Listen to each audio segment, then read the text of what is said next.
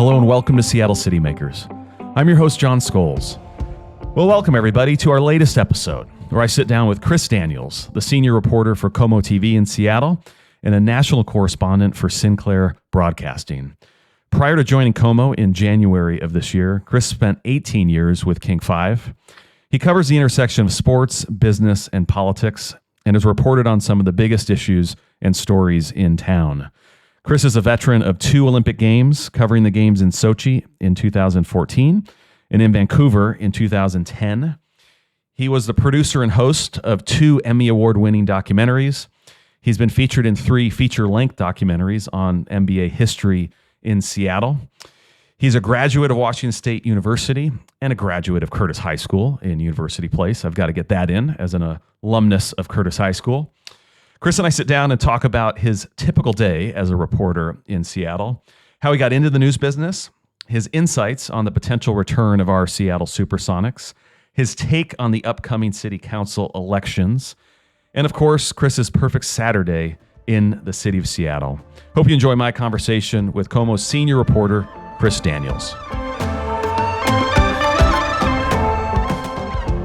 Oh, you were recording? No, don't use that. We won't. I didn't give authorization to use that. We will not use that. From here on out, everything is on the record. Okay. Well, thanks for making time. Yeah. It's nice to be able to put the questions to you after answering a lot of your questions over the years. Kind of weird. It feels like I've got a lot of power here. Yeah. We'll start with a really difficult one. Why did you make the decision to go from the necktie to the pocket square? You've really attempted to set a new trend. It's all about the in pocket this square. city, and I never quite understood where it came from. It's all about the pocket square. So I tell everybody the pocket square is the new tie. Mm-hmm. That all you have to do is add a little color to your jacket, and you don't need to have a tie. It's very Northwesty to do. This was a pre-COVID move for you, wasn't it? Pre-COVID move. Yeah. I'd see it and I'd say, where's your pocket square? So I have a funny story. I'm not throwing Paul Sylvie underneath the bus, who I used to work with at King 5. But one day I walked in wearing a jacket and a pocket square. This is now like 6 or 7 years ago. And he's like, Daniels, why'd you get all dressed up today? And I'm like, I just put a little bit of fabric in my coat. I don't have a tie on. What are you talking about? It's like, this is the new thing. He's like, oh, getting all dressed up at work. And then we had consultants come in, and about 6 months later, I see Paul Sylvie folding pocket squares on his desk. And I walked up. You're an influencer. I strolled up and started laughing, and he's like, don't even say anything, Daniels. And from then on, Paul has worn pocket squares. I started a trend for him. Yeah. You had me going for a little bit. Really good guy. Really good guy. He is, yeah. You had me going for a bit. I think it was pre-COVID, but COVID has made me much more casual. So yes, ditched the tie and the pocket square and the suit. Yeah, for the most part. You're very casual for comfort. Yeah, comfortable shoes, vests, sweaters. Shoes. Well, you pull it off. You look great. Shoes are my new thing. Yeah, going where comfortable. Yeah, because you're on your feet out there a lot, aren't you? Yeah. So speaking of being on your feet out there, what's the typical day like for you? Do you have a typical day? How does your day start? Yeah, I mean, since I made the switch across the street into this new role, it's a little bit different. But typical day is, I'm waking up and looking at my phone right away, and my wife probably hates that, but I try to catch up on emails, and I get a lot of emails from the East Coast because of my employer. And so you're doing national stories too now? Yes, yeah, national that's stories, local beat. National stories too. So my editors on those are all based on the East Coast. Mm-hmm. So I'm trying to get ahead of emails in the morning before I throw down a bowl of cereal, get my daughter off to school, and then come home, change, and go at it. A lot of times things are happening as early as 8:30, 9 o'clock here, and it's kind of run and gun. Some days are like Jack Bauer from 24, where I'm always watching a clock and going all the way until 6 o'clock. And in between all that, I'm talking to people, trying to set up future stories, trying to get advance notice on things so I know what's coming, so I can actually plot out the rest of the calendar. It's easier on my end to know when things are coming in advance than it is to react to them.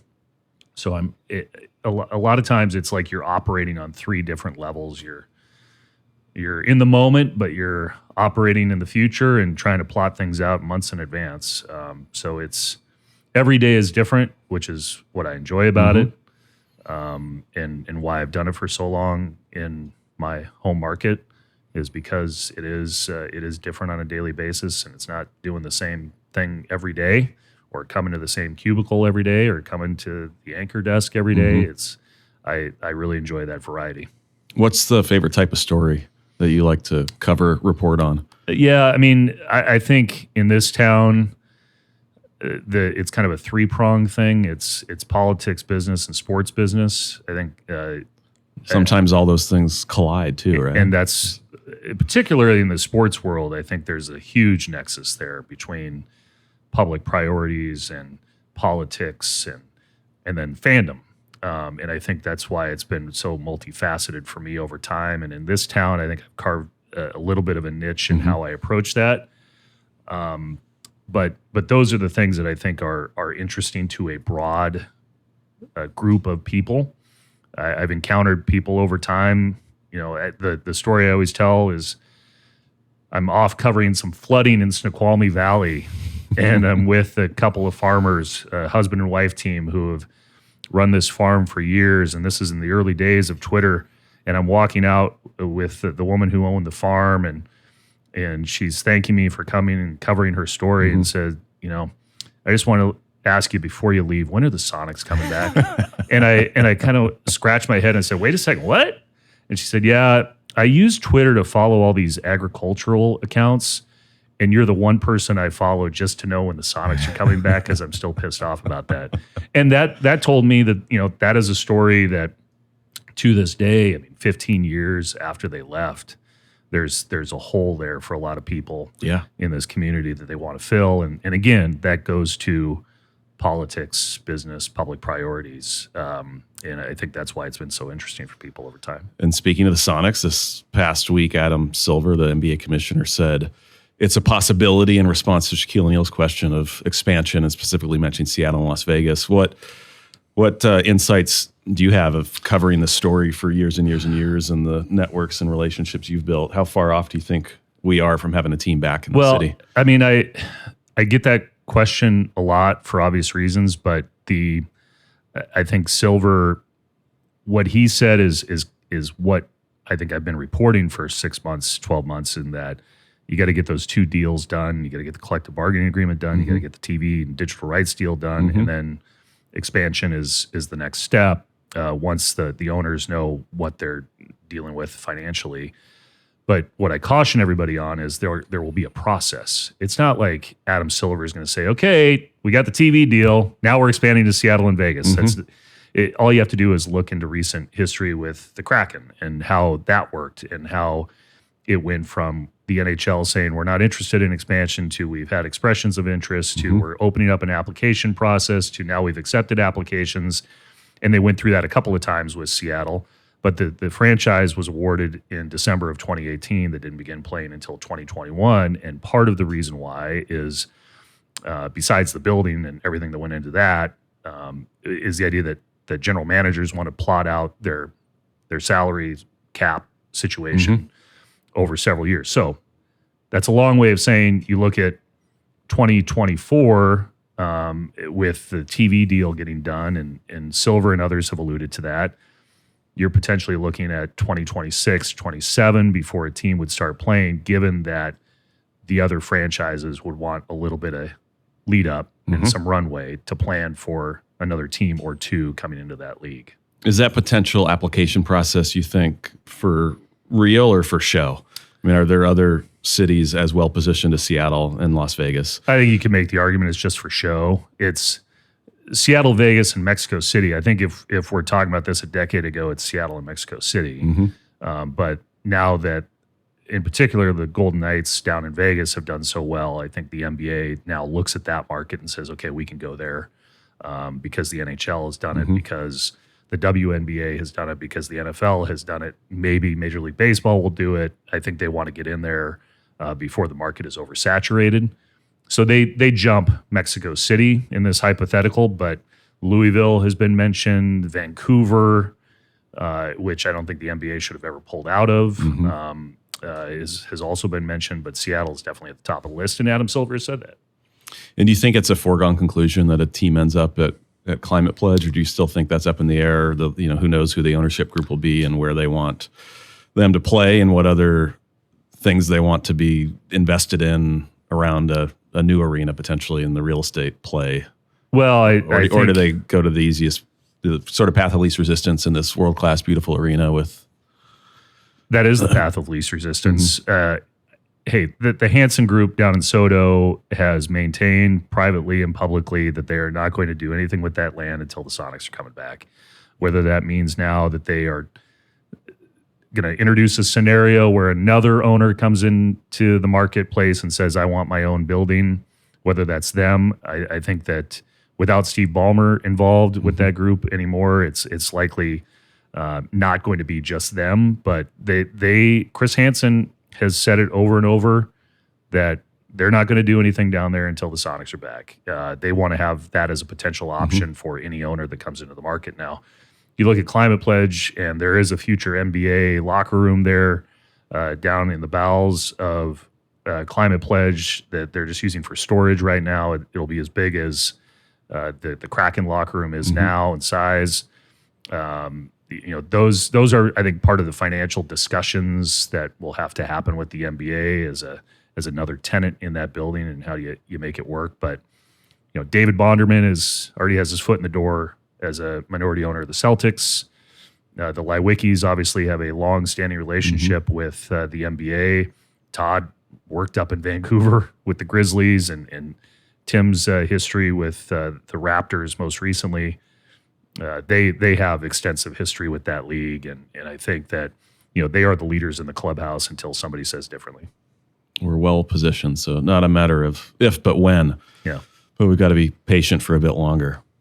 Yeah, and we certainly showed through the Kraken's playoff run that we can support a playoff run in the spring here like we used to, and pretty great energy in town for playoffs in the spring, which we haven't had since the Sonics. I think they could. They have steps to take next year, but it was. I think there are a lot of new hockey fans in this town. The ratings showed that 10 times higher than the regular season.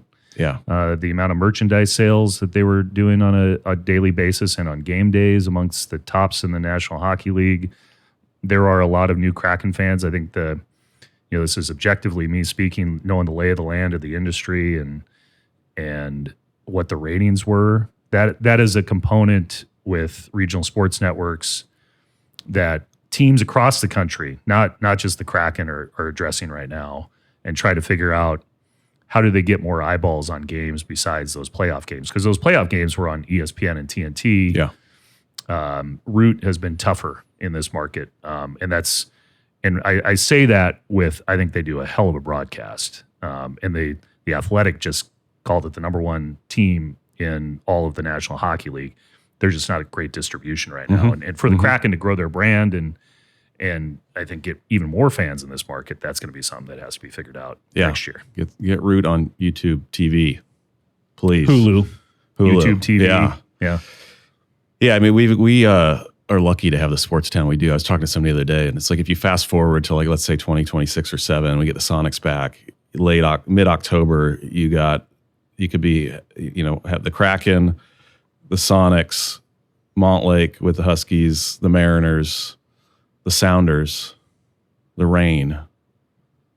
Who am I missing? I mean, that'd be an incredible Saturday. Of course, they wouldn't all be in town at the same time, but to have all of that sports action from a city of 750,000 is pretty incredible. And they could own their own network. Yeah.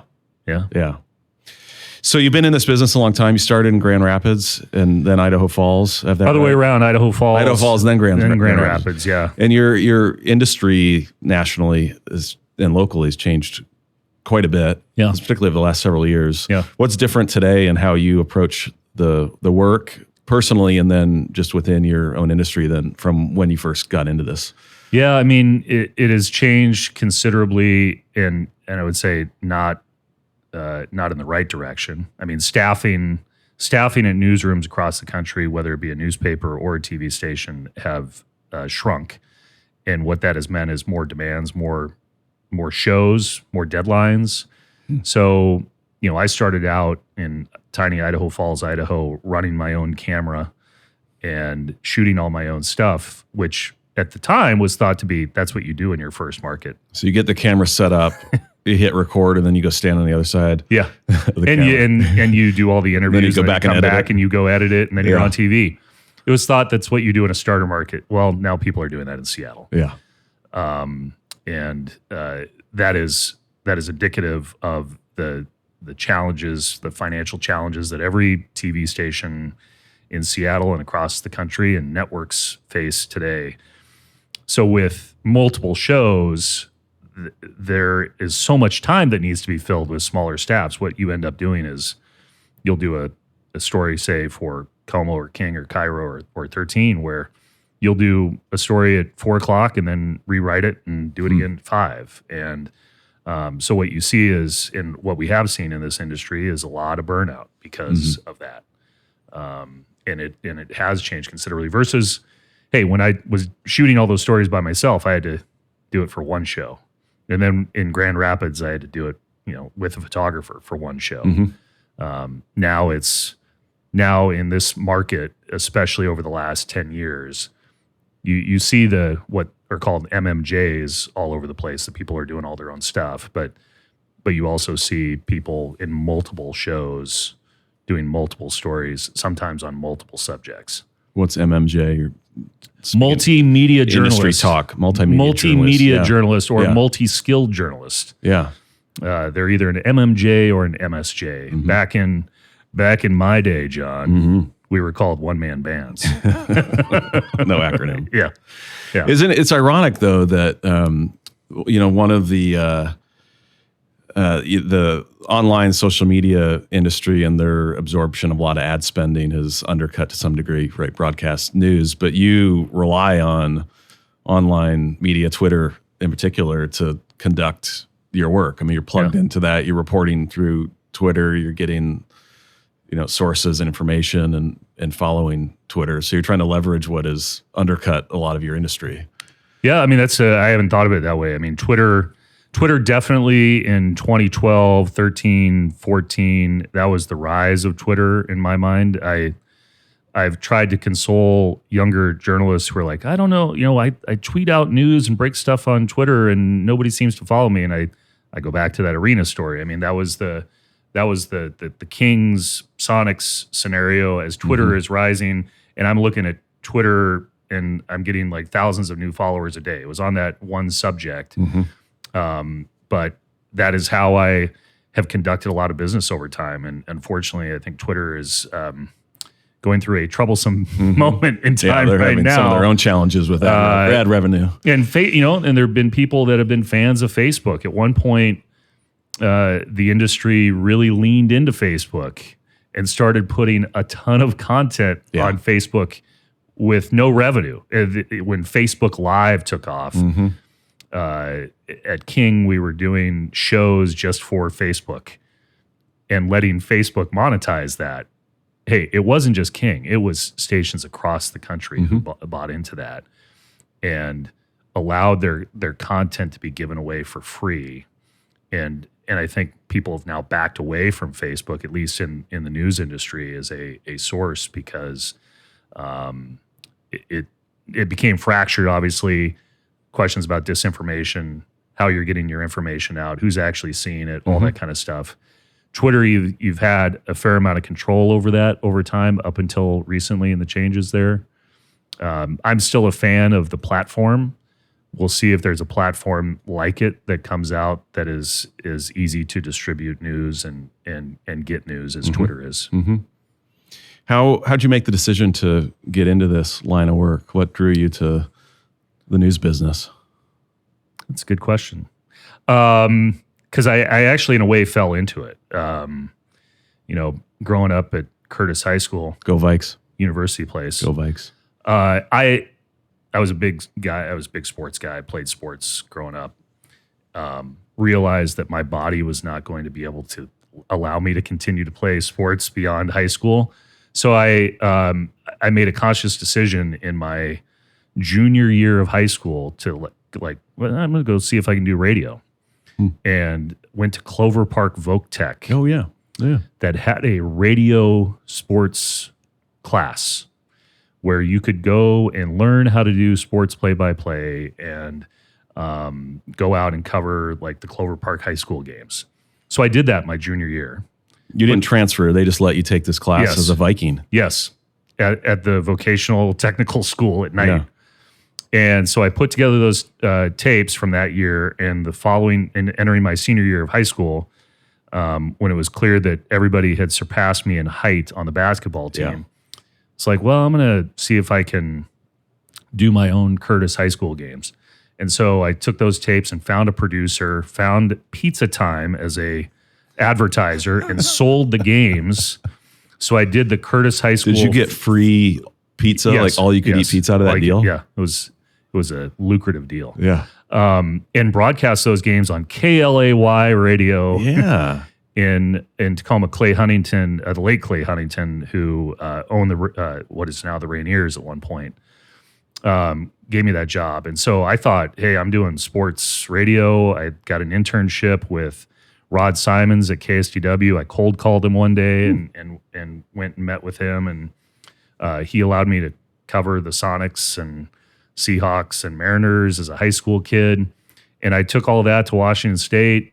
Washington State allowed me to do the sideline reporting at Cougar football games for what is now Root, but was at that time Prime Sports.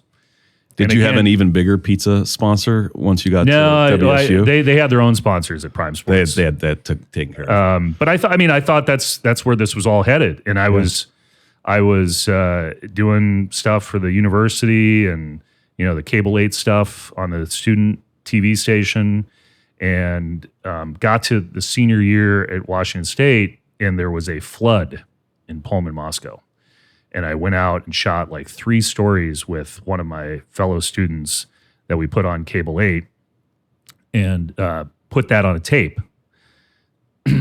At the same time, I had an internship set up in Boise to do sports. So I was like, I got this unpaid internship in Boise. I'd already moved all my stuff into a storage unit. This was the path I was going to take.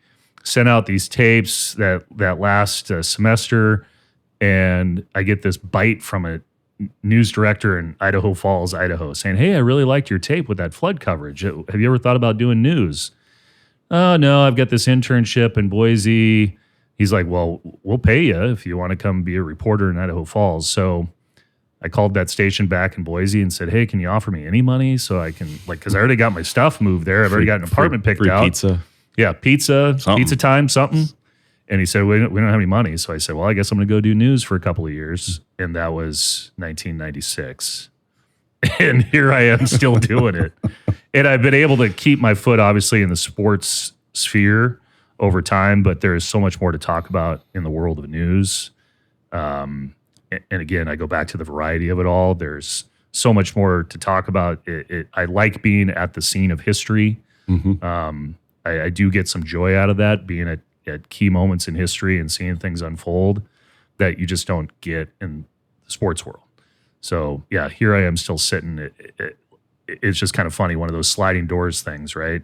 If there wasn't that flood, What do you in think it Moscow, was? Pullman, Yeah. I might be doing sports in Topeka. Was it 100-year flood? Was it like that random of a flood? Yeah, That it was one of those things that the Spokane stations came down and had like wall-to-wall coverage on, and Yeah. put up big floodlights and on the river as it was raging through Moscow and Pullman and Colfax. What was it about how you reported on that story that you think caught the news director's eye? Did you have I had something those glow lights around my neck. so that So you literally I caught I their looked eye. like I was in the midst of the flood. Yeah.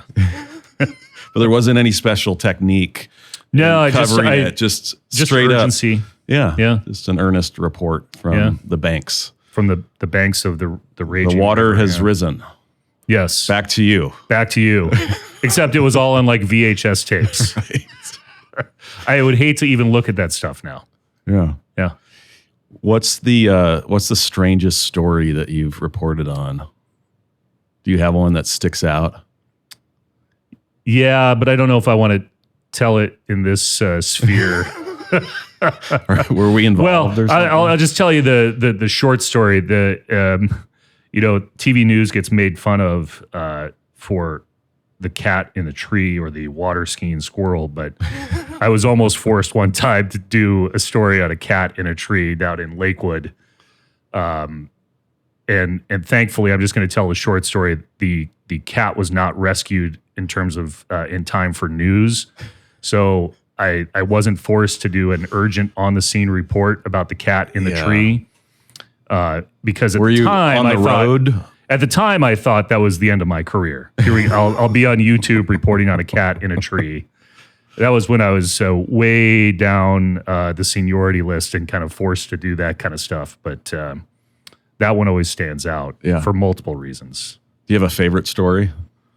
I think I keep going back to the well, but I mean I feel like I don't have a end to my career until the Sonics come back because it has been 2006 when Clay Bennett bought the team. It's been 17 years of my life at this point. Yeah. And I feel like that last chapter has not been written. And I feel like I owe it to people to write that last chapter before I go off and do who knows what. But it's taken me across the country,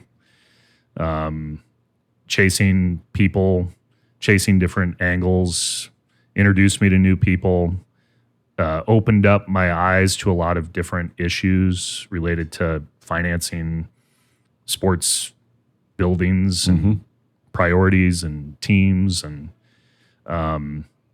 I think that story has had so many twists and turns, and that it's still fascinating to me until there's an end to it. But I mean, I've covered a couple of Olympics. I spent a month in Russia playing spy games at the time with where I went at what hours, with people, without people. I watched the Super Bowl when the Seahawks won in Russia. That was a very memorable experience. I went to the Dominican Republic and had lunch sitting next to Nelson Cruz in his house and seeing the extreme poverty and seeing why baseball is so important to the people in the Dominican. I've had some great experiences through this business. But I go back to that one story. I think I'm still waiting for the finish on. And you talked to a lot of people in town through the course of your reporting, and we had Andrew Tebow of VMC Research on most recently talking about some public opinion research. So maybe he gave us the quantitative. Maybe you can give us sort of the qualitative or your sense of kind of the attitude of voters in Seattle as we look ahead to these city council races that I presume you'll be covering. Yes. What are you hearing? How would you sort of summarize kind of what the average voter is thinking, feeling out there? I mean, I think that you talk to people in town and they believe that it is better than it was a year ago. So you go back to 2020, right? And there were things that happened in this town that everybody thought was off limits in the past. You can't force a bunch of people to go to a shelter that in the middle of a global pandemic. And so there were people that I've talked to who consider themselves to be extreme left, that believe there should be more housing, there should be more shelter, that drove around the city and thought, what the hell is going on? And I think the public sentiment changed in 2020 and 2021. And we saw that with the election of this mayor and the results in that 2021 election cycle, that the public sentiment changed sharply in a 2-year period. And it has become better. I think more people are getting services and shelter. The streets are clearer of some of the obstructions, but there's still work to be done. And I think that frustration that started bubbling up in 2020 and 2021 still exists today. But I also see a ton of new construction. I mean, outside your building here, I was just struck by the idea there's going to be a 50-story plus apartment complex that's being built. And you see those signs around town. So I think you can't discount the fact that there is prosperity in this town, but at the same time, there is still frustration. And I think there will be an impact on the city council races. I mean, you just look at who has declared and met the filing deadline, who's been raising money. The people who have been raising the most in democracy vouchers and money are people who are talking about public safety. And I think, things can change. Obviously, we can look at recent history to see how not that doesn't necessarily mean that somebody's going to have success in a general election, but it's a sign that there is a groundswell of support for people who are talking about improving public safety in this city. How do you think the debate over this drug use legislation and the vote last week sort of plays with the public?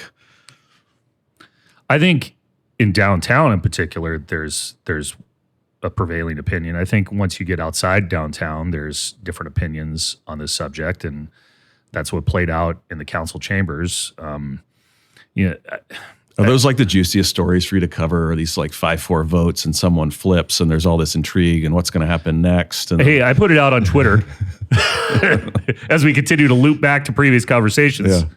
That was the biggest freelance and flip-flop since the 2016 arena vote.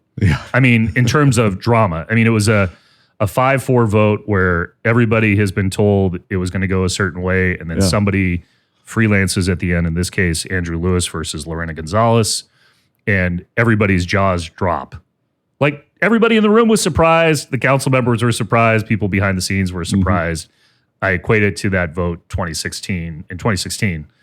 In terms of high drama, I think that you have to go back several years. But you and I both know that a lot of that stuff is preordained. Like, it's just performance art from a lot of those council members, no matter what side of an issue they're on. They've already made up their mind. They've already written their speech. Where it gets to be dramatic is when there's a speech that's been written and read, and then they decide to vote another set way. aside, I was thinking a lot about this in the past week. Where I hope the city isn't going down, and where the leadership of this city isn't going down, is, the summer of 2020, when deciding what to do around the East Precinct, and there were so many different opinions, and there was hesitation on what to do. And we're still seeing now, 3 years after the fact, people are suing over what happened and what transpired there. Whether you agree with how it was handled or not, there was a lot of inaction, and people were unsure on how to move forward. And what we've seen now in a week's time, with what was said in the council, what was said by the mayor, is there is going to be no immediate solution. And I hope that the city is not heading towards a similar situation.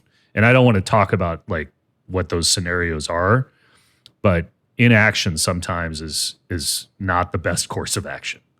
And I think that whatever the mayor and the council and others decide to do, they should try and have a resolution quickly, as opposed to months down the road. Yeah, heavy cost to the status quo. That's from the status quo, that's for sure. Yeah.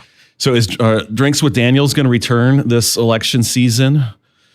Do we know? Are you able to say? I do not have a straight answer for you on that. Hopefully we can have some sort of presentation where we can talk to candidates. There's a lot of them. That's a lot of drinks. Well, I prioritize. wouldn't want to do anything until after the primary. Yeah, let it get whittled down. Yes. I think when we started Drinks with Daniels, that was in the primary cycle in 2019, once we had 2 candidates in every or all of the 7 races that are up. Yeah. Because 14 is a lot. 14 different drinks is a lot. Yeah, less than 45 though of the total number who have filed, I think, in the primary, but 14 is still a lot. Right. Yeah. Then people would start asking questions if I did 45. How did you come up with that idea of doing that kind of longer form interview with candidates? How'd you pitch you it are to a Drinks with Daniels alumni, by the way. That's right. I wasn't a candidate. I was just, I don't know how you let me in there as a special guest. Yeah. No, I had a conversation with my then news director at King, Pete Sayers, and we were talking about politics and how to cover politics in this town. And it was the 2 of us behind closed doors, and I said, "Hey, I don't want to do politics the way it's been done in this town. I just, instead of like the typical profile piece, I'd rather just sit down with somebody and have a drink with them, and I don't know, call it like Drinks with Daniels." sold. I mean, there was like no hesitation. And so we put out the invites to all 14. 13 of them said yes. The whole idea was, we don't Who have turned to you down? We don't have to have alcohol. It can be you pick the Coffee, drink, you pick the tea, location. mocktail. I had a milkshake with Lisa Herbold. Who was the one of the 14 who turned you down? Do you remember? Yes, it was Shama Swan. Okay. Yeah. So I had a drink without her. That's right. Yeah. With Yeah. Jamie Peterson. He filled in and Yeah. I never heard a complaint though about it. Never heard a complaint about that segment at all. I think I heard more positive feedback than negative feedback about that one. Yeah. But I mean, and it kind of, it turned into this thing that it was more than just politicians. I went to the National Hockey League and said, hey, look at all these things we just did. Because keep in mind, this was the fall of 2019. Flash forward to early 2020, when life was still normal, showed it to the National Hockey League and said, hey, we'd love to do something like this with Gary Bettman at the All-Star game. They said, oh, love it. Let's do it. So Gary Bettman and I, NHL commissioner, had a Budweiser at the Budweiser factory in St. Louis before the world fell apart. Yeah. But we ended up doing, figuring out a way to continue it throughout the rest of 2020 and different ways of doing it. We honored Black History Month, AAPI. We talked to all the candidates in 2020. Did it with Jay Inslee and Bob Ferguson and spaced it out and figured out a way to continue to do it. And by the time I think all was said and done, we did well over 60 of them. Megan Rapinoe, Brianna Stewart, Katie Griggs. That was all last year on a sports vein. So I think I had a tremendous amount of positive feedback. We'll see if we can continue to figure out a way to do that in this new world. Well, we look forward to it. Hope you do. It was a great format and great way for people to get to know who's running in a kind of non-traditional way. Yeah. One of our standard questions, and I think you may have already answered this, is your first job that you drew a paycheck. Idaho Falls, Idaho. Well, no, I can't say that. I mean, when I did that sideline reporting thing on Prime Sports Northwest, I was getting paid. And I don't like those tapes. They're awful. I was awful. Who's got those? I was awful. I've got it. I've got a copy. I've watched them back, Drew Bledsoe and I on the sideline, and it was awful. Oh yeah, tell me how was that game for you? I mean, it was bad. But I mean, in terms of TV news, Idaho Falls. That's sideline reporting or post game. That's a tough gig. It is a tough gig because you don't necessarily have a camera in your face. You're looking off into the stands. Yeah, you've got a microphone. And sometimes they don't want to talk to you, right? Well, you got to figure out like when you want to jump into the conversation, when you want to stay out of the way. I think what you see now with a lot of sideline reporting is pre-produced segments. So they know, okay, right before we come back to play in the second quarter, so-and-so is going to tell us about the turf conditions. Right. All of that is it's producing. It's where do figuring you it out come in advance. Where do you come down on these mid-game or halftime or during the period interviews with coaches and players? This always strikes me as weird. Yeah, that we're doing this. Can we just let them finish? Yeah, I mean the in-game stuff is always weird because you kind of know what you're going to get. Yeah. And it's going to be a 2-question interview that doesn't shed any light. I mean, that just go watch the videos of Popovich, Greg Popovich over the years with the Spurs. He hates them. It always gives one-word answers. But even, I think there is a purpose going into a halftime. People want to know what the coach is thinking at a football game going into halftime. But we don't need to talk to everybody during the game, in the midst of a game, especially football. Hockey's kind of interesting because you have multiple opportunities to do it during intermissions, right? Yeah, there's a unique structure to that. Baseball's like these on-field the on-field or the on-course now with the golfers. Have you seen this? Wait a second, I gotta hit this shot, right? Yeah. No, I'm back. Yeah. Wait a second, I gotta crouch down in case this guy hits a line drive at my head. It seems a little odd. I get what Major League Baseball is trying to do there, but I think that goes away as soon as someone makes an error, though, in baseball. Or gets hit in the side of the head by a line drive. Yeah, I think this is short-lived. Yeah. But Our other standard question to close things out is, what's your perfect Saturday in the city of Seattle? What's the itinerary for the Daniels family, or just Chris? I think a typical Saturday would be a dog walk, enjoying time with my wife and daughter. We may do a Peloton ride, may walk the dog. Our daughter may go see a friend. And then at the end of the day, I'm watching a sporting event with a beer in my hand and having dinner with my family. I think that's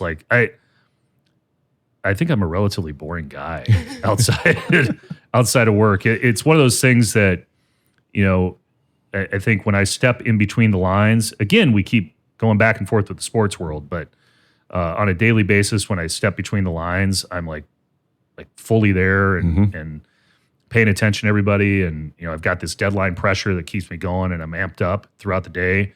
When I get home, I just want to collapse and not do much except watch a episode on Apple TV with my wife of something before we go to bed. And on weekends, it's the same kind of thing. And I wear a baseball hat and don't shave. And I'm always surprised when somebody stops me and says, "Hey, Chris." And I'm like, I'm actually trying to be low key right now. Chill. So, yeah. Yeah. Well, it sounds like a fine Saturday. Nothing to be apologetic for there. You're not too boring or simple. Just a guy. Yeah. Well, thanks, Chris, for making time for Seattle City Makers and for your reporting in our city over many, many years and bringing us stories and news and insights, sports, business, politics, three of my favorite topics as well. And when they collide and intersect, it's even more interesting. And they intersect a lot. They do. And hopefully more as the Sonic story continues to take shape. Hopefully we're watching the Sonic sooner than 26, 27, but that's probably the conservative timeline, isn't it? Yeah, I would say so. Yeah. Well, very good. Thanks again for making time. Always good to see you. Thank you. And fun to have the mics turned this way for once. Go Vikings. Go Vikings. Well, hope you enjoyed my conversation with Chris. A terrific reporter, a great Seattleite, and an all-around good guy. Appreciate Chris making time to come on Seattle City Makers. I want to close out with a couple of recommendations of things you just can't miss in downtown Seattle. A couple of upcoming events to get on your calendar, to get on the itinerary. It's going to be a festive, busy, wonderful summer in downtown Seattle, and a couple things to highlight here. First off, on July 7th, the Downtown Seattle Association will be kicking off the 44th year of our Downtown Summer Sounds concert series at Westlake Park. We're shutting down Pine Street, and Umi will be performing on the afternoon, middle of the day, actually, on Friday, July 7th, to sort of kick off All-Star Week festivities. It's going to be a great few days in downtown Seattle as we welcome baseball fans from around the world for the All-Star Game and Home Run Derby and other associated activities. So join us to kick off the fun with some free music at Westlake Park, middle of the day on Friday, July 7th. And check out the full schedule of live music, 37, I think, concerts throughout downtown running from July through September. You can find the schedule and all the details at downtownseattle.org. And on Friday, July 14th at 5 p.m. at the Coliseum Theater at the corner of 5th and Pike downtown, a new art gallery and summer art party is opening, brought to us by the folks from XO. It's I was in there last night for a DSA member preview event, and it's going to be a lot of fun. A terrific series and set of art installations, and artwork, a speakeasy in the basement, lots of cool things to see and experience in the former Banana Republic space, which was a movie theater before that, closed in 1990, reopened as Banana Republic in 1994, and now is taking shape as an art gallery. So check out the XO23 grand opening summer art party Friday, July 14th at 5 p.m. You can get tickets at xoseattle.com. And later in July, on July 26th, the Downtown Seattle Association with our partners at World Cup Seattle will be hosting a watch party for the U.S. Women's World Cup match the evening of July 26th on Pine Street at Westlake Park. Big outdoor screen, beer garden, food trucks, fun, festive atmosphere. Come on down, and I should say free as well, and cheer on our U.S. women's team in the World Cup on July 26th. You can find out a ton more information on these events and all the other things that are happening in downtown Seattle at lovectown.com. It's your source for summer activities, events, music, food trucks, beer gardens, roller skating rinks, and the like, all taking place in downtown Seattle. Thanks for joining us on this episode of Seattle City Makers, presented by the Downtown Seattle Association, with support from James Cito and production by Spark Creative.